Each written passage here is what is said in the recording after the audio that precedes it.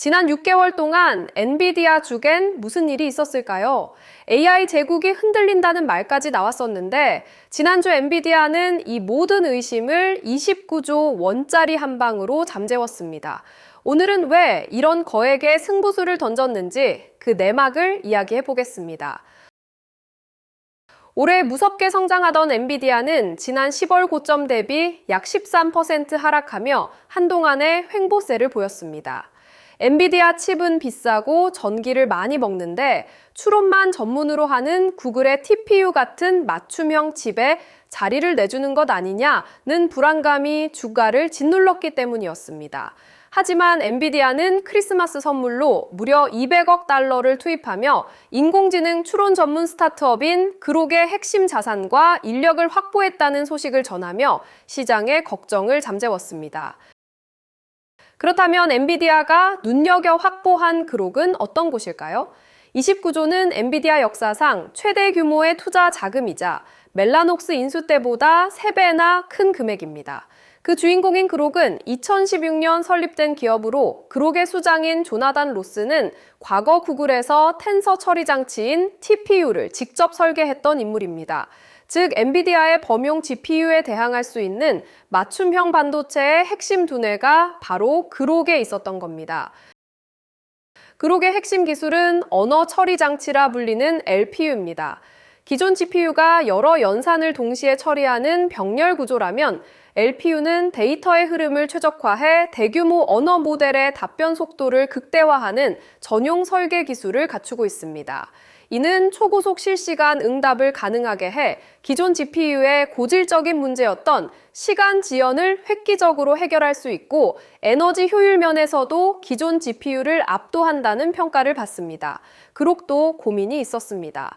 그록의 칩은 고대역폭 메모리인 HBM 대신 고가의 SRAM을 사용하기 때문에 연산 속도는 빠르지만 대규모 모델을 돌리기 위해서는 훨씬 많은 수의 칩을 연결하기 위한 대규모 인프라 구축이 필요한데 비용 구조적 한계가 있었습니다.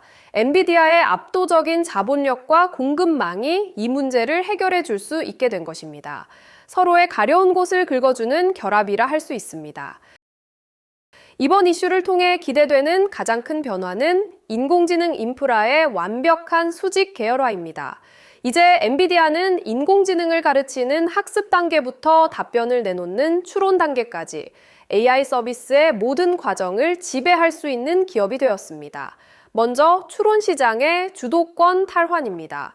그동안 엔비디아가 학습 시장의 90%를 장악해왔지만 실제 서비스가 이루어지는 추론 시장에서는 구글의 TPU 같은 맞춤형 칩들의 거센 도전을 받아왔습니다. 하지만 이번 인수로 엔비디아는 추론 시장의 끝판왕 기술을 확보했습니다. 이제는 훈련뿐만 아니라 수익이 발생하는 추론 단계마저 엔비디아의 독식 체제로 굳어질 가능성이 커졌습니다. 두 번째는 실시간 AI 시대의 표준 선점입니다. 미래의 AI는 실시간 대화와 업무 대행이 핵심이며 이를 위해선 응답 속도가 생명입니다. 그록의 기술은 기존 GPU보다 추론 속도가 최대 10배 빠르면서도 전력 소모는 획기적으로 낮습니다. 이 기술이 2026년 출시 예정인 차세대 칩 루빈에 이식된다면 자율주행이나 실시간 통번역처럼 0.1초의 지연도 허용하지 않는 시장의 하드웨어 표준은 다시 한번 엔비디아가 정의할 수 있습니다. 마지막으로 빅테크들의 탈엔비디아 봉쇄입니다. 구글이나 메타 같은 기업들이 엔비디아 의존도를 낮추기 위해 직접 칩을 설계해왔지만 엔비디아가 그 기술의 핵심 설계자와 자산을 흡수하면서 경쟁사들이 가졌던 가장 날카로운 창을 자신의 방패로 삼아버렸습니다. 결국 AMD나 인텔 같은 경쟁사들과의 차이는 예상보다 훨씬 더 크게 벌어질 것으로 보입니다. 여기서 주의 깊게 봐야 할 포인트가 하나 있습니다.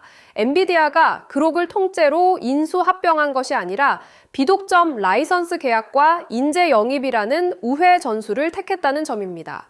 이는 엔비디아의 고도로 계산된 전략입니다. 과거 1년 반 동안 ARM을 인수하려다 독점 규제에 막혀 무산된 아픈 경험을 밑바탕 삼은 것이죠. 회사를 직접 사지 않고 기술과 사람만 빼오는 방식을 통해 반독점 규제의 칼날은 피하면서 실질적인 기술 우위는 독점하겠다는 의도입니다. 규제 당국의 조사가 있을 수는 있지만 시장에서는 엔비디아가 가장 소중한 시간과 기술을 동시에 챙겼다는 점에 더 높은 점수를 주고 있습니다. 이번 그룹 인수의 결론은 명확합니다. 엔비디아는 자신들에게 쏟아졌던 추론 시장의 의구심을 기술적 정면 돌파로 해결했습니다. 맞춤형 반도체의 위협을 이 분야 최고 권위자인 조나단 로스와 그 기술을 영입하며 정면으로 돌파했기 때문입니다.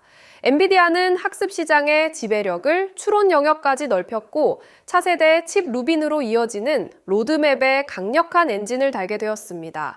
앞으로 우리가 주목해야 할 핵심 질문은 내년 초 공개될 실제 제품의 그록의 저지연 기술이 얼마나 파괴적으로 적용될 것인가입니다. 이 질문에 대한 답이 엔비디아가 그려온 인공지능 제국의 완성 여부를 결정지을 수 있습니다. 여러분은 엔비디아가 완성할 이 거대한 제국의 미래를 어떻게 보시나요? 이번 인수로 바뀐 엔비디아의 투자 매력도나 더 구체적인 내용이 궁금하신 분들은 댓글을 확인해 주세요. 오늘 분석이 여러분의 현명한 투자 판단에 도움이 되기를 바랍니다. 지금까지 리스크웨더였습니다. 시청해 주셔서 감사합니다.